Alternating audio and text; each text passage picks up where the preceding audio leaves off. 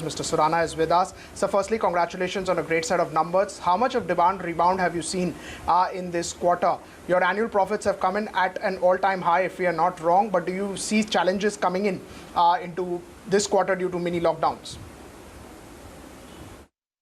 Yes, this year was a very different year because it was, one end it was marked with a global pandemic, demand contraction, the safety concerns, health concerns. And on the other side, it was marked with the crude oil volatility because of the restrictions on the supply by some of the major producers, as well as there was a demand destruction. So, and there was an inventory overhang also. Among these two ends, to ensure that the essential commodities are supplied uninterruptedly to all the consumers, keeping in view the safety and health of our workforce, and at the same time manage the supply chain, which was really a task this time, and also ensure the financial performance of the company.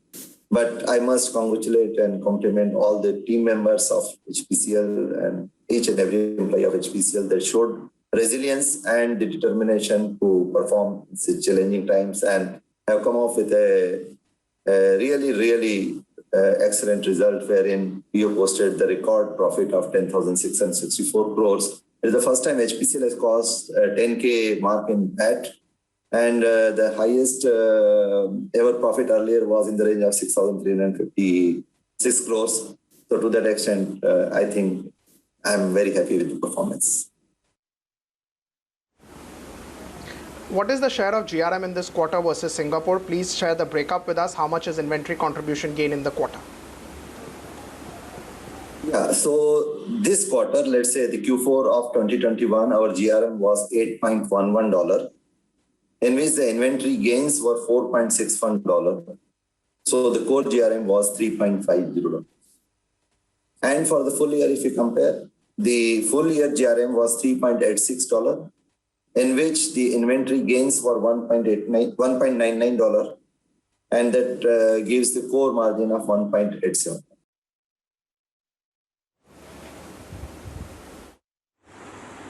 Okay. Hi, Mr. Surana. This is Nubina as well joining in. I wanted to know about the Petchem CAPEX. How is it panning out? Is it on track?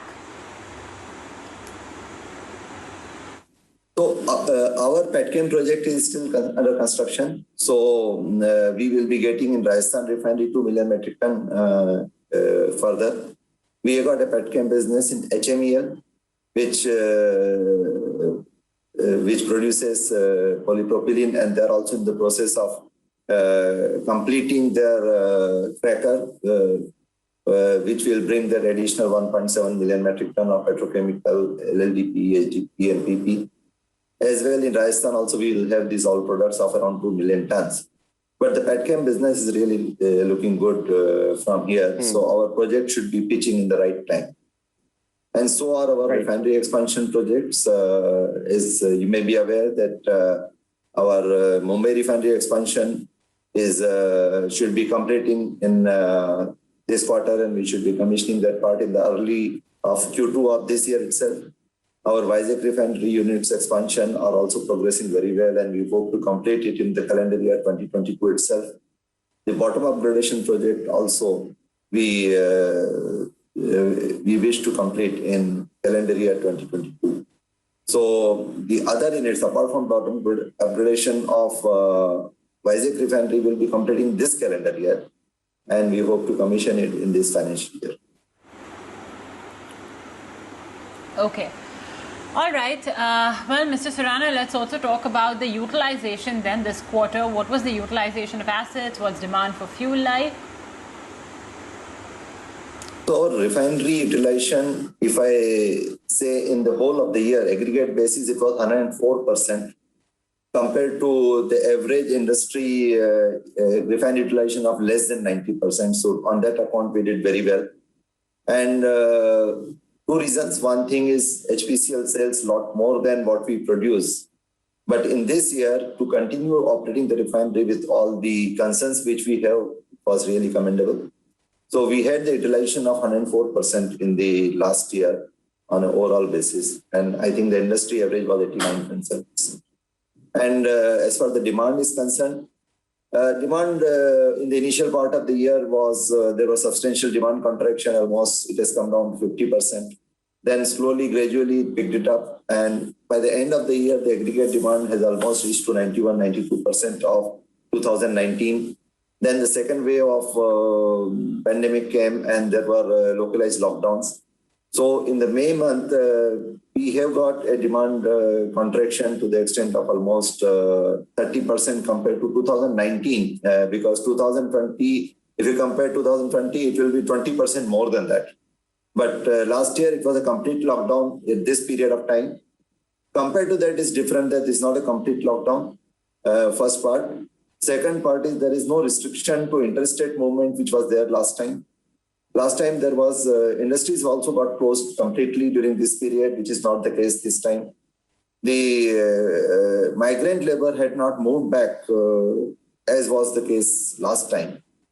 And offices also are not completely closed down. They are operating with a combination of some people coming to office, some people operating from home.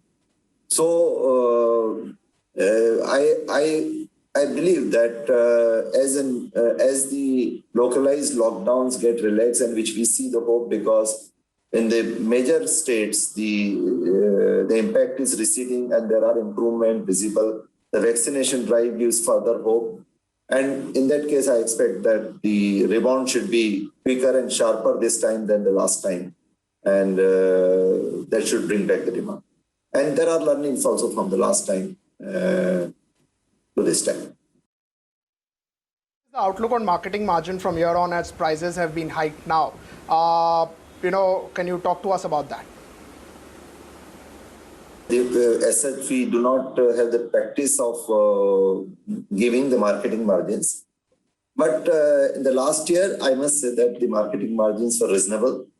And in the initial period of the year, when the demand contraction was substantially high, it was higher, which got tapered over the quarters. But on an average, it was reasonable for the marketing companies.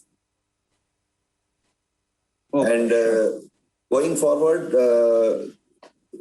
we hope to maintain and align the domestic prices to international prices.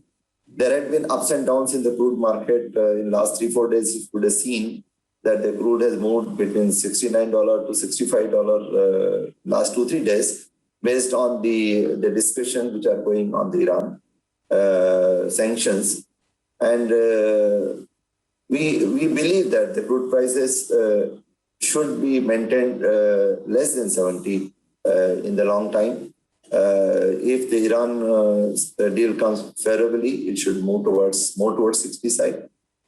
And even if it does not, we do not see it going much beyond 70. So I think that we should have a reasonable market.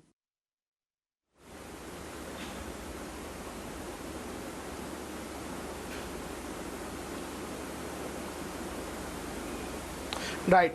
Is there a genuine improvement in the GRMs which is now happening if we strip out the inventory gains as well?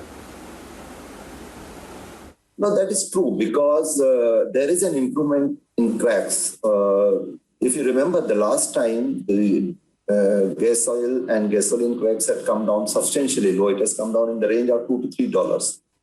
And that was a result of substantial inventory overhang and the demand contraction. With the pickup in the demand in Europe, US, in Asia, and there is a soaking up of the inventory, there are definitely improvements in the cracks of MS and HSD, which are the major components. And that is also reflected in the Singapore benchmark GRMs, which has also moved like the last year. The Singapore margin had been in the range of, last year means 2020-21. It has moved from minus 0.93 in Q1, so it is almost around 1.78 in Q4. And currently it is slightly better than that. And we hope that even the projections of Singapore benchmark GRMs are showing an improvement over it.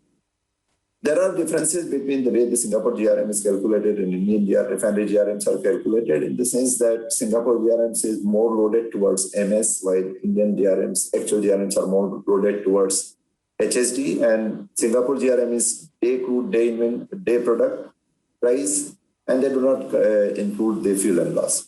But to that extent, yes, there are definite improvements in the benchmark GRMs. And in the net GRMs also, the companies have been trying to bring in operational efficiency, like in HPCL itself. We have done a lot of things to reduce our energy consumption and improve our operational efficiencies, and even align our processing and crude basket accordingly. And that helps the GRM. So I hope that GRM should improve from here. All right. Mr. Surana, really appreciate you joining us then today to talk about your fourth quarter numbers. Thank you so much. And we'll take a very short break on the show. Be right back with more.